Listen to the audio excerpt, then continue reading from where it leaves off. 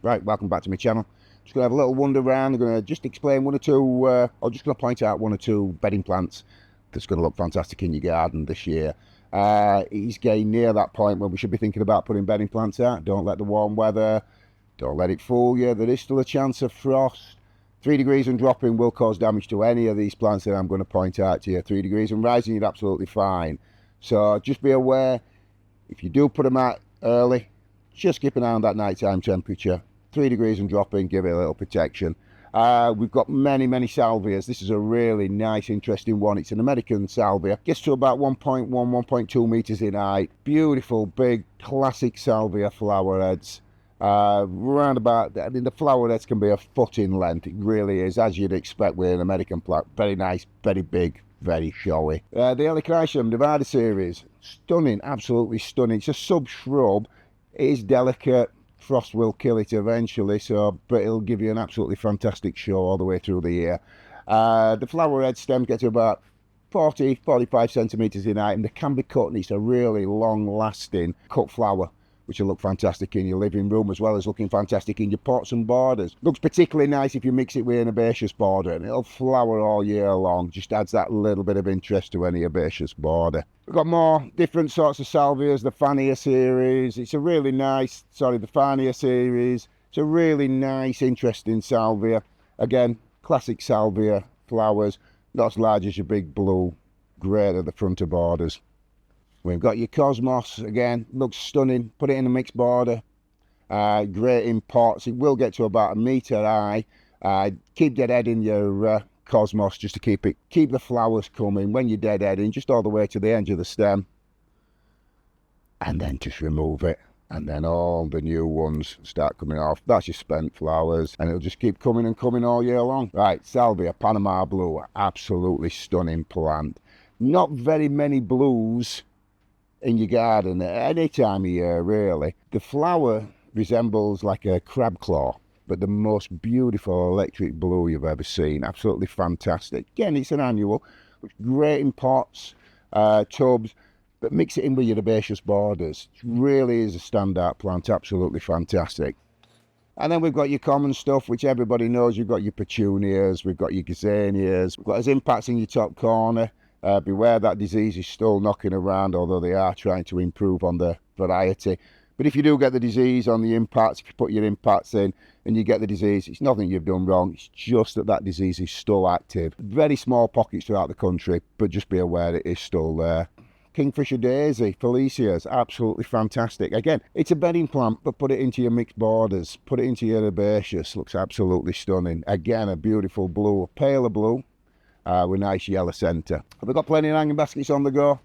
Obviously not matured, but there've been another 3 or 4 weeks worth of growing. Everything's anchored. You'll get escalated growth over these next three or 4 weeks, especially with the longer days, warmer temperatures. Things really will start shifting now. This is probably the best time in any nursery. Things are just starting to come through. Nothing's over the top. Everything is just perfect. Dark green, lovely. Ready for you to take home and put in your pots and borders. Okay, right, we've got some pouches as well.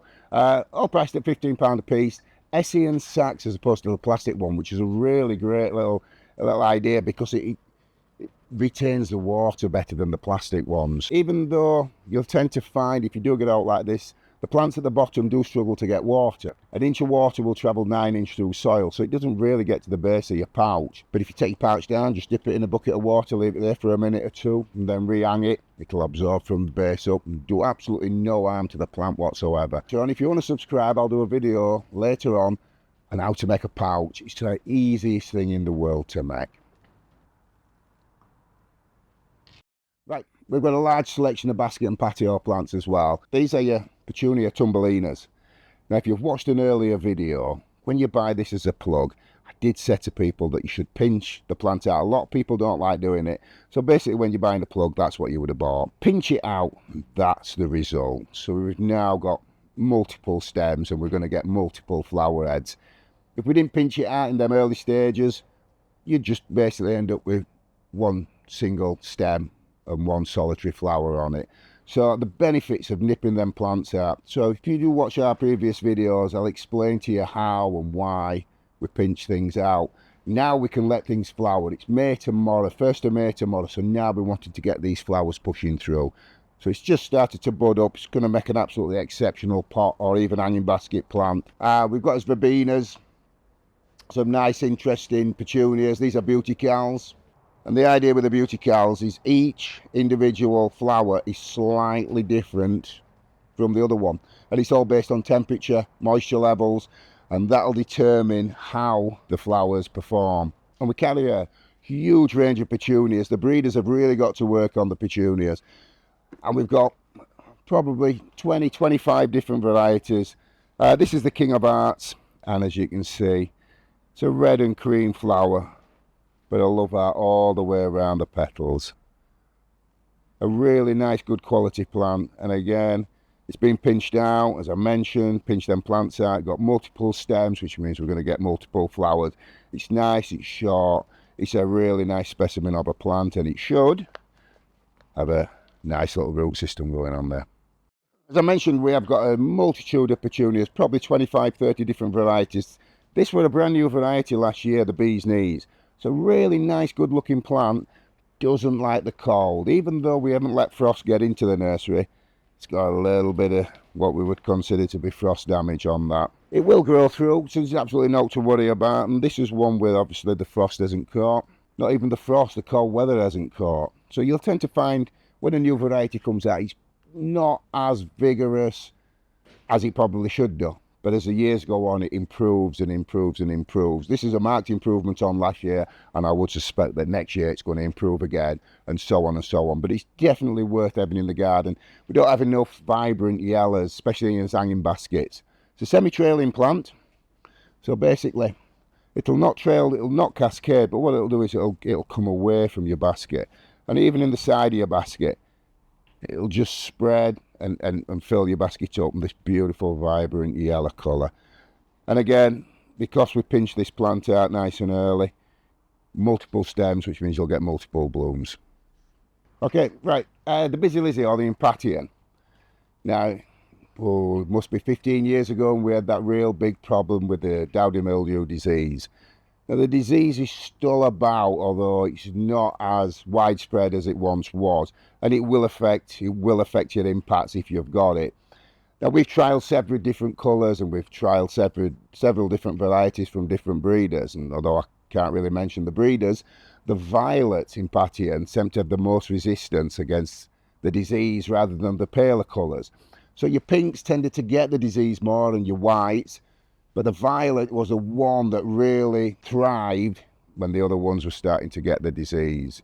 So just be aware when you're making your choices for your bedding plants.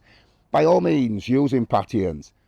I wouldn't use them in huge numbers. Let's just have a few. If your garden's absolutely full of them, if you're doing a formal bedding scheme and you've got Impatiens all down your lawn side, and you get the disease, you've lost your entire crop. If you've got a few, if you've got maybe 20 or 30, even though we don't want the disease, it's not the end of the world should you get it. Just remove them and replace them, and it's not going to be such a huge cost. Now, on an earlier video, I did mention that geraniums needed potting on early in order for them to flower in June. It's now the 1st of May. These geraniums now, they're growing, they're nice and healthy, staying nice and squat. So we've got them in a low nutrients compost, so it's reducing the growth rate. We're not wanting them to bolt, and we don't want them big, horrible, luggy leaves. So we reduce the leaf size, and in about a week or so, they'll start sending off as flower buds.